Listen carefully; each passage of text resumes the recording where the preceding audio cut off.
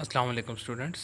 आज के लेक्चर में हम पोटेंशियोमीटर को स्टडी करेंगे जो कि रियोस्टेट की ही आगे फर्दर एक्सटेंशन है। तो रियोस्टेट में हम जो देखा था हमने कि ये एज ए पोटेंशियल डिवाइडर जब काम करता है तो इसी चीज़ को हम यहाँ पर पोटेंशियोमीटर के अंदर यूज़ करते हैं to find an unknown voltage. किसी सेल की वोल्टेज को अगर मालूम करना चाहें जो आपको न पता हो तो आप पोटेंशियोमीटर की मदद से एक्यूरेटली मालूम कर सकते हैं और ये वोल्ट मीटर से ज़्यादा एक्यूरेट होता है। तो इस टॉपिक को समझने के लिए आपको पहले रियोस्टेट के टॉपिक को एक दफ़ा दोबारा सुनना पड़ेगा। जो कल हमने लेक्चर दिया था उसमें जो रियोस्टेट का पोर्शन है उसको आप एक दफ़ा फिर से सुन लेंगे। तो कल जो हमने देखा था उसमें ये था कि रियोस्टेट एज पोटेंशियल डिवाइडर जब काम करता है तो उसका रियोस्टेट में ये जो वायर होती है जो एक सिलेंडर के ऊपर बाइंड की जाती है, ये आपने ये आर से उसकी सारी रेजिस्टेंस शो की थी। वायर का एक एंड बी था जो नेगेटिव पे कनेक्टेड था और एक एंड ए था जो पॉजिटिव टर्मिनल ऑफ बैटरी पे कनेक्टेड था। स्लाइडिंग कॉन्टैक्ट सी और बी से आपने दो कनेक्शंस निकाले थे, दो वायर्स निकाली थी। इनके दरमियान जो वोल्टेज थी ये वेरी कर सकती है डिपेंडिंग ऑन कि सी किस पोजीशन पर है रियोस्टेट के ऊपर। अगर सी बी के ऊपर आया था तो हमने कहा था ये स्मॉल आर ज़ीरो हो जाता है और बी सी के दरमियान पोटेंशियल डिफरेंस ज़ीरो हो जाता है। लेकिन यही सी जूं स्लाइड करके ए की तरफ जा रहा है तो आप देखें ये पॉजिटिव की तरफ जा रहा है, बी तो नेगेटिव पे कनेक्टेड है। लेकिन सी जूं ए की तरफ जाता है यानी इस पॉजिटिव की तरफ जाता है तब इसके ऊपर पोटेंशियल हाई होता जाता है। बी और सी के दरमियान पोटेंशियल डिफरेंस बढ़ता जाता है, यानी ज़ीरो से आप स्टार्ट करते हैं, स्मॉल आर को ज़ीरो से बढ़ाते हैं तो पोटेंशियल डिफरेंस भी ज़ीरो से बढ़ता है। बढ़ते बढ़ते ए पर जब आप पहुंचते हैं तो पोटेंशियल डिफरेंस बैटरी के पोटेंशियल डिफरेंस के बराबर हो जाता है। यानी जब स्मॉल आर बढ़ता बढ़ता कैपिटल आर के बराबर होता है तो वी बी सी वी के बराबर हो जाता है। तो बी और सी के दरमियान आप इस वोल्टेज को वेरिएबल वोल्टेज के तौर पर काम निकाल सकते हैं, पोटेंशियल को डिवाइड कर लेते हैं आप। तो यहाँ पर आज के टॉपिक में हम जस्ट इन पोजीशंस को थोड़ा सा लोकेशंस को चेंज करेंगे।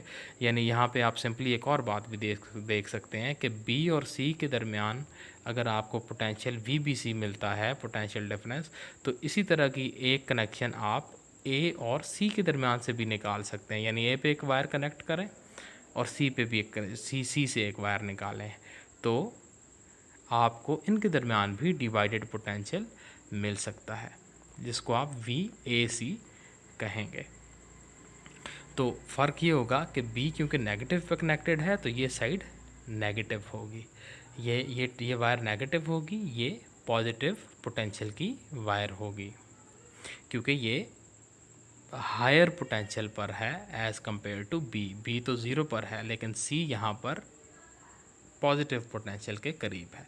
और अगर आप ए और सी से दो वायर्स निकालेंगे तो सी नेगेटिव होगी क्योंकि ए पॉजिटिव के करीब है, हाई पोटेंशियल पर है, जबकि सी हाई पोटेंशियल से दूर नेगेटिव के ज़्यादा करीब होगी। तो इस तरह से ए साइड पॉजिटिव और सी नेगेटिव हो जाएगी।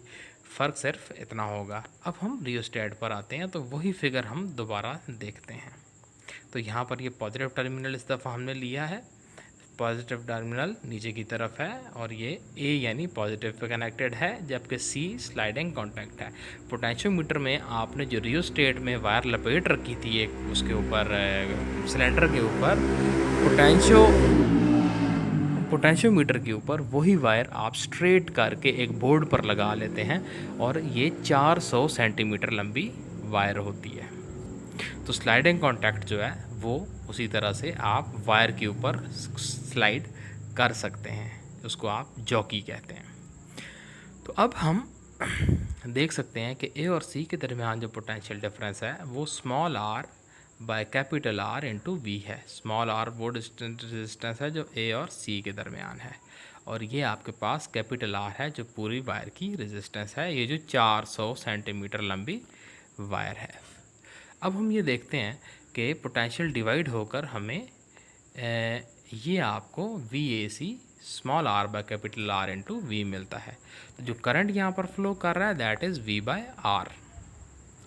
तो हम जो इस तरह करते हैं कि अब हम पहले स्टेप में हमने ये किया था कि हमने सिंपल ये लिया था, ये जो पोटेंशियल डिवाइडर को देख रहे थे हम, या ये पोटेंशियल मीटर को देख रहे थे। लेकिन अब हम अगर जिस बैटरी की वोल्टेज को मालूम करना चाहते हैं उस बैटरी को इसके अंदर लगाना है आपने। लेकिन लगाना कैसे है कि जो ये लेट अस सपोज ये बैटरी है, इसकी वोल्टेज आप निकालना चाह रहे हैं कि कितनी है, उसको आप वी एक्स कह दें।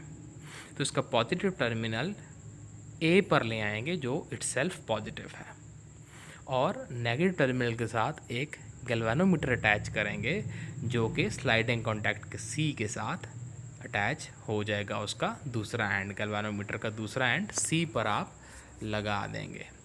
तो गैल्वेनोमीटर की ये क्वालिटी है कि या ये इसका ये काम है कि अगर इस लूप में करंट फ्लो कर रहा हुआ तो इसकी नीडल डिफ्लेक्शन देगी, और अगर ना कर रहा हुआ तो ये डिफ्लेक्शन नहीं देगी। अब हम ये देखते हैं कि जो करंट फ्लो कर रहा है that is equal to V by R. जो इस लूप में जो करंट फ्लो कर रहा है ये वी बाय आर है। और जो हम ये करेंगे कि हम यहाँ पर स्लाइडिंग कॉन्टैक्ट को जब ऊपर की यहाँ से अगर ए से स्टार्ट करें तो ए से स्टार्ट करने के बाद हम देखते हैं कि ये जो डिवाइडेड पोटेंशियल ए सी है, सी और ए के दरमियान यहाँ से इस बैटरी की वजह से जो डिवाइडेड पोटेंशियल है ये ज़ीरो होगा। तो नतीजे में सिर्फ ये बैटरी होगी जो कि यहाँ पर वोल्टेज दे रही है और करंट को प्रोवाइड कर सकती है, करंट को फ्लो करवा सकती है। तो नतीजे में करंट ऐसे फ्लो करेगा इस लूप में और गैल्वेनोमीटर डिफ्लेक्शन देगा। लेकिन जूँ आप इस स्लाइडिंग कॉन्टैक्ट को ऊपर मूव करेंगे तब ये VAC बढ़ेगा, VAC बढ़ेगा। अब VAC करंट को इस डायरेक्शन में चलाना चाहता है क्योंकि ये साइड पॉजिटिव है और तो VAC करंट को इस तरह से चलाना चाहता है, लेकिन बैटरी इस तरह से चलाना चाहती है।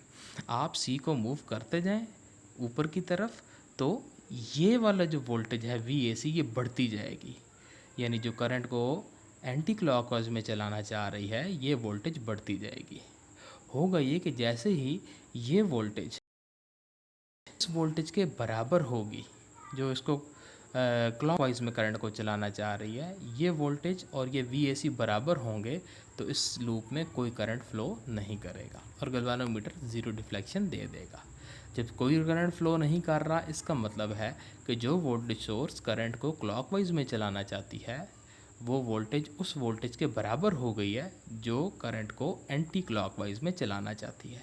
यानी VAC की जो वैल्यू है वही आपके पास VX की वैल्यू है। यानी हम सिंपली अब गैल्वेनोमीटर की डिफ्लेक्शन जब ज़ीरो पर आएगी तो हम VAC को निकाल लेंगे कि ये कितना है।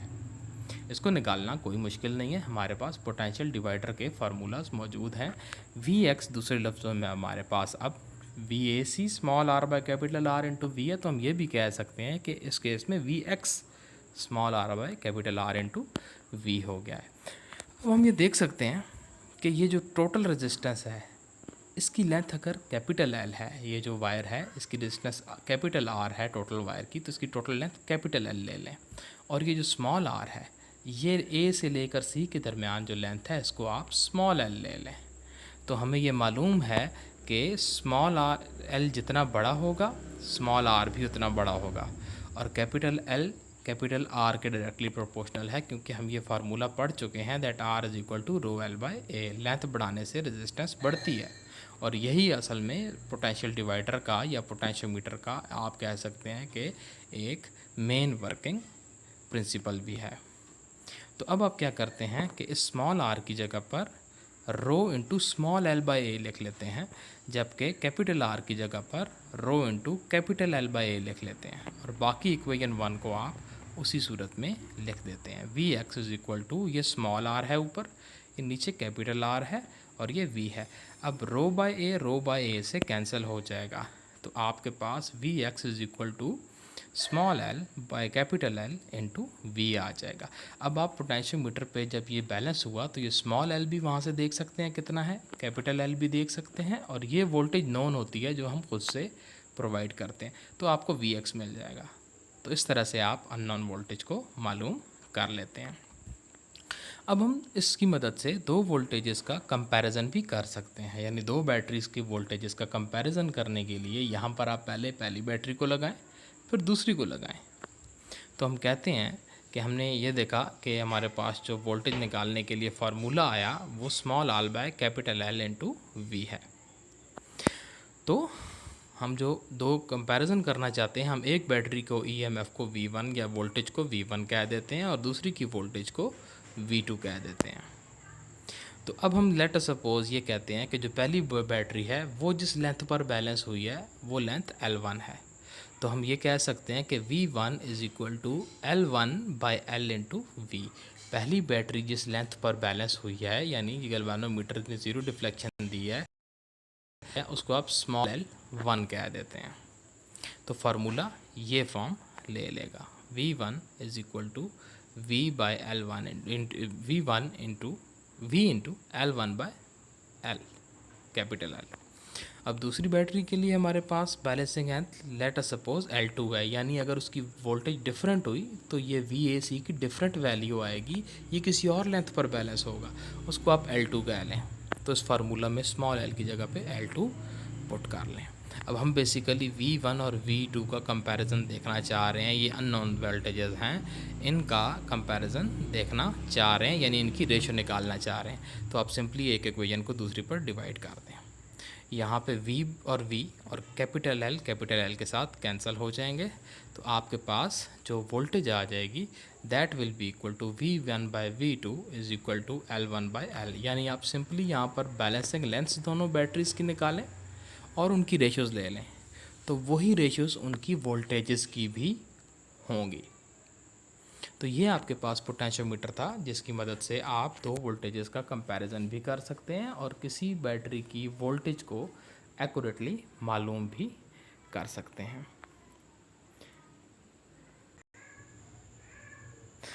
अब हम अगले सेशन में एक्सरसाइज के कुछ शॉर्ट क्वेश्चंस को स्टडी करने की कोशिश करते हैं और उनको एक्सप्लेन करते हैं।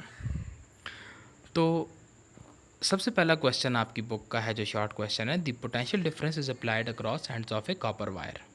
एक कॉपर वायर है, उसके दोनों एंड्स पर आपने वोल्टेज दे दी है, यानी पोटेंशियल डिफरेंस लगा दिया है। वायर की एक साइड पॉजिटिव और दूसरी नेगेटिव कर दी है with help of A battery. What is the effect on drift velocity of free electrons. यानी फ्री इलेक्ट्रॉन्स जो मेटल के अंदर उस कॉपर वायर में मौजूद है, उनकी एक ड्रिफ्ट वेलोसिटी है जो आप कन्वेंशनल करंट वाले टॉपिक में देख चुके हैं, उस पर क्या असर होगा। पहले अगर आप वोल्टेज को इंक्रीज़ कर दें, इंक्रीजिंग द पोटेंशियल डिफरेंस क्या होगा, decreasing the length and temperature of the wire. अगर आप वोल्टेज को बढ़ाएं तो क्या होगा, लेंथ और टेम्परेचर वायर का कम कर दें तो क्या होगा। तो हमें मालूम है कि ड्रिफ्ट वेलोसिटी का जो फार्मूला है वो Vd is equal to delta V by n e rho l होता है। ये फार्मूला आपके सिलेबस में मौजूद नहीं है, लेकिन आपको ये याद रखना है कि ड्रिफ्ट वेलोसिटी किन किन चीज़ों पर डिपेंड करती है। तो ड्रिफ्ट वेलोसिटी ऑफ इलेक्ट्रॉन यहाँ से नज़र आ रहा है कि अगर आप पोटेंशियल डिफरेंस बढ़ाएंगे तो ड्रिफ्ट वेलोसिटी बढ़ जाएगी, डायरेक्ट रिलेशन है। तो drift velocity of electron increases with increase in potential difference. और यहाँ से ये भी नज़र आ रहा है कि अगर आप लेंथ को कम करेंगे तो ड्रिफ्ट वेलोसिटी बढ़ जाएगी। इनवर्स रिलेशन है लेंथ और ड्रिफ्ट वेलोसिटी का। तो इसी तरह टेम्परेचर कम करने से भी जो है आपके पास क्योंकि रेजिस्टेंस सर्किट की कम हो जाएगी तो इलेक्ट्रॉन्स की वेलोसिटी बढ़ जाएगी। तो ये आपको लेंथ और टेम्परेचर कम करने से जो आपकी ड्रिफ्ट वेलोसिटी है ये बढ़ जाएगी, यानी लेंथ कम होगी तो ड्रिफ्ट वेलोसिटी बढ़ जाएगी। टेम्परेचर कम करने से क्योंकि इलेक्ट्रॉन्स जो हैं वो कम हिंड्रेंस फील करेंगे, कम रुकावट फील करेंगे, तो उनकी ड्रिफ्ट वेलोसिटी, एवरेज वेलोसिटी उससे भी बढ़ जाएगी क्योंकि रेजिस्टेंस सर्किट की कम हो जाती है। नेक्स्ट है, do bends in a wire affect its distance. क्या किसी वायर को बेंड करने से उसकी रेजिस्टेंस पे फ़र्क पड़ता है? तो हमने ऐसा कोई फार्मूला नहीं पढ़ा। हमने ये पढ़ा था कि रेजिस्टेंस सिर्फ रेजिस्टिविटी पर, लेंथ ऑफ कंडक्टर पर और एरिया पर डिपेंड करती है, इसलिए बेंड्स इन वायर का कोई इफ़ेक्ट नहीं होता। तो ये आपने इसकी वर्डिंग यहाँ से देख लेनी है। The bends in conducting wire does not affect its electrical resistance.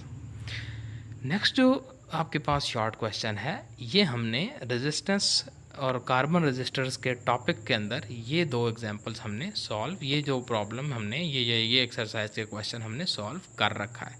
तो इसको देखने के लिए आप कार्बन रजिस्टर के टॉपिक को रिव्यू करेंगे। तो नेक्स्ट है, why does the resistance of conductor rise with temperature. ये भी बार बार हमने टॉपिक्स के अंदर बात पढ़ी है कि क्योंकि लैटिस के एटम्स जो कंडक्टर्स में मौजूद होते हैं अपनी मेन पोजीशन के अबाउट वाइब्रेट करते हैं। अगर टेम्परेचर कम हो तो वो छोटे एम्पलीट्यूड से वाइब्रेट करते हैं, और अगर टेम्परेचर बढ़ जाए तो बड़े एम्पलीट्यूड से वाइब्रेट करते हैं। अगर छोटे एम्पलीट्यूड से वाइब्रेट कर रहे हैं यानी कम टेम्परेचर पर हैं, तो इलेक्ट्रॉन्स के गुजरने का रास्ता बहुत सिंपल है और उनका एटम के साथ कोलाइड करके अपनी एनर्जी को ज़ाया करने का चांस बहुत कम है। लेकिन जब टेम्परेचर बढ़ता है तो बड़े एम्पलीट्यूड से एटम वाइब्रेट करता है और एनर्जी के ज़ाया होने का चांस बढ़ जाता है, क्योंकि इलेक्ट्रॉन के स्ट्राइक करने का चांस यहाँ पर बढ़ गया। तो यही वर्डिंग आपने यहाँ से देख लेनी है। The resistance of the conductor to the flow of electric current is due to collision with the free atoms electrons encounter with the atoms of lattice. As the temperature of conductor rises the amplitude of vibration of atoms increases and has the probability of their collision with free electrons also increases, which result increase in resistance of conductor। तो ये wording आपने इसी तरह से जहन नशीन कर लेनी है। What are the difficulties in testing whether the filament of a lighted bulb obeys Ohm's law? कि जो बल्ब का फिलामेंट है, आप जो ये फिलामेंट का येलो लाइट वाला बल्ब यूज़ करते हैं, इस पे ओम्स लॉ को अगर चेक करें तो वो डिफ़िकल्ट होता है कि ओम लॉ उससे वेरीफाई नहीं होता, या वो एक नॉन ओमिक कंडक्टर है, इसीलिए ओम्स लॉ उसमें उस तरह से आपको रिजल्ट्स नहीं देता। उसकी क्या वजह है? तो वजह उसकी ये है कि वही वजह है जो हम पिछले टॉपिक में देख चुके हैं। जो टाइम बढ़ता है फिलामेंट हीटअप होता है, उसकी रेजिस्टेंस बढ़ती है, क्योंकि एटम्स का एम्पलीट्यूड बढ़ता है टाइम के साथ साथ वाइब्रेशन का, और रेजिस्टेंस टाइम के साथ साथ बढ़ती है। हमने तो ओम्स लॉ में ये पढ़ा था V is equal to R I, R उसमें कांस्टेंट था, यहाँ पर आर कांस्टेंट नहीं है। तो इस वजह से क्योंकि टेम्परेचर बढ़ रहा है तो आर चेंज हो रहा है, तो ये रिजल्ट्स भी आपको डिफरेंट मिलेंगे। V is proportional to I provided that the physical state of the system या of the conductor remains same, यानी टेम्परेचर को चेंज नहीं होना चाहिए। तो उसके लिए आप ये सारी वर्डिंग जो नीचे लिखी है इसको ज़रा एक दफ़ा पॉज करके पढ़ लीजिएगा। नेक्स्ट प्रॉब्लम शॉर्ट क्वेश्चन है, is the filament resistance lower और higher in a 500 watt 220 volt bulb then a 100 watt 220 volt bulb. दो बल्ब्स हैं, एक 500 वाट का है और एक 200 वाट का है, दोनों 220 वोल्ट पर चलने वाले बल्ब्स हैं। तो आप ये बताना है कि रेजिस्टेंस किसकी हाई है, फिलामेंट की, 500 वाले की या 100 वाले की। तो होता है कि पावर जो होती है वो V²/R होती है, या R V²/P होता है। तो यहाँ से देखें V दोनों में सेम है, V 220 220, तो ये तो सेम है। तो जिसकी P ज़्यादा है, पावर ज़्यादा है, उसकी रेजिस्टेंस कम हो जाएगी, और जिसकी पावर कम है उसकी रेजिस्टेंस ज़्यादा होगी। ये हमें यहीं से नज़र आ गया कि इसकी पावर ज़्यादा है 500 वाट वाले की, तो इसकी रेजिस्टेंस कम होगी, और 100 वाट वाले की पावर क्योंकि कम है तो उसकी रेजिस्टेंस ज़्यादा होगी। इन्वर्स रिलेशन है, लेकिन हम कैलकुलेट कर लेते हैं क्योंकि हमें V भी पता है, P भी पता है, सिंपली पुट करना है। तो for 500 watt 220 volt bulb V²/P में आप V को वोल्टेज 220 है, पावर 500 है, तो 98.6 ओम इसके फिलामेंट की रेजिस्टेंस है। जबकि दूसरा बल्ब जो है वो 100 वाट का है और 220 वोल्ट का है, तो आप पुट करें वैल्यूज़ 484 ओम आती है। तो इसका मतलब है 100 वाले की जो रेजिस्टेंस है 484 ओम है, 500 वाले की 98.6 ओम है, तो 500 वाले की फिलामेंट रेजिस्टेंस कम है। तो बाकी के शॉर्ट क्वेश्चंस और कुछ न्यूमेरिकल प्रॉब्लम्स इंशाल्लाह हम नेक्स्ट लेक्चर में सॉल्व करेंगे। तो इंशाल्लाह आपसे कल मुलाकात होगी।